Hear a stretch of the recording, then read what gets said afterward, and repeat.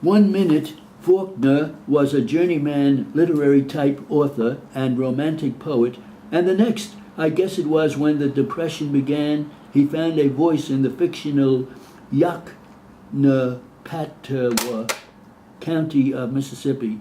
His characters transcending their setting to make their case about the capacity of human beings to endure suffering and emerge ennobled if still in pain. Then he won the Nobel Prize for The Sound and the Fury. And as I lay dying and the quiet life of the artist in Oxford, Mississippi was over, and he became a big name and the stream of consciousness technique was accepted as a proper literary form so long as you did not use it too much. Then he went to Stockholm and on December 10th, 1950, gave a better short speech than most writers write, and it proved you did not have to be a nihilist to be taken seriously. You could be affirmative and even optimistic and still be considered gutsy. Remember, the key word is prevail. It means win, but isn't so corny.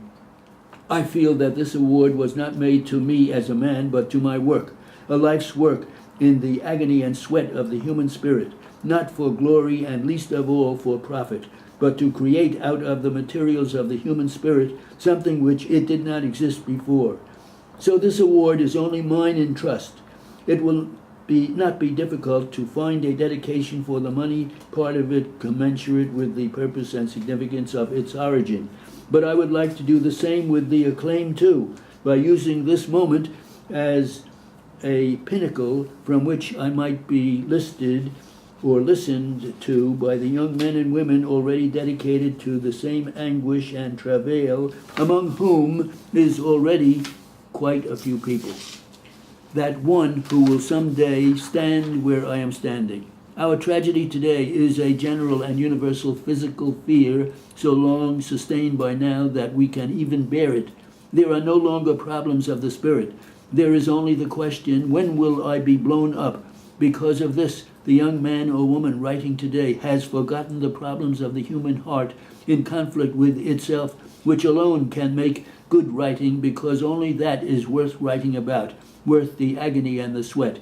He must learn them again. He must teach himself that the basest of all things is to be afraid, and teaching himself that forget it forever, leaving no room in his workshop for anything but the old verities and truths of the heart, the old universal truths, lacking which any story is ephemeral and doomed.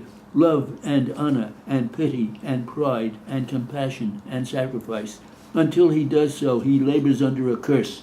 He writes not of love, but of lust, of defeats in which nobody loses anything of value, of victories without hope, and worst of all, without pity or compassion. His griefs grieve on no universal bones, leaving no scars. He writes not of the heart, but of the glands. Until he relearns these things, he will write as though he stood among and watched the end of man. I decline to accept the end of man. It is easy enough to say that man is immoral simply because he will endure. That when the last ding-dong of doom has clanged and faded from the last worthless rock hanging tideless in the last red and dying evening, that even then there will be one more sound, that of his puny, inexhaustible voice still talking. I refuse to accept this. I believe that man will not merely endure, he will prevail. He is immortal, not because he alone among creatures has an inexhaustible voice, but because he has a soul, a spirit capable of compassion and sacrifice and endurance. The poet's, the writer's duty is to write about these things. It is his privilege to help man endure by lifting his heart, by reminding him of the courage and honor and hope and pride and compassion and pity and sacrifice which have been the glory of his past. The poet's voice need not merely be the record of man. It can be one of the props, the pillars to help him endure and prevail. 6 weeks after the failure of American-backed rebels at Cuba's Bay of Pigs, President John F. Kennedy met Secretary General Nikita Khrushchev in Vienna and apparently impressed him as indecisive. The Soviet leader first tested him on Berlin, forcing the issue of the Allied powers' access to that divided city. Kennedy went on U.S. television to say that he would take the nation to war if necessary to defend Berlin. Khrushchev's response was not to risk a war, but to erect the Berlin Wall. A year later, in the Cuban Missile eyeball-to-eyeball confrontation, Kennedy rebuffed another communist probe. By 1963, the youthful American president had established his bona fides as a staunch defender of the West against communist expansionism.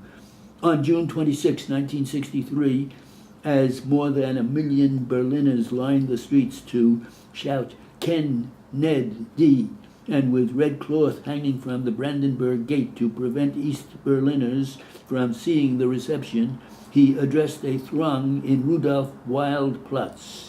The short, almost shouted speech, implicitly based on John Donne's idea that no man is an island, employs repetition skillfully, both in the "Let them come to Berlin" lines and the "Ich bin ein Berliner" theme stated fore and aft.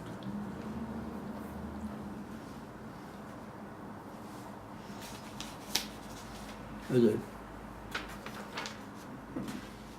Okay. 150.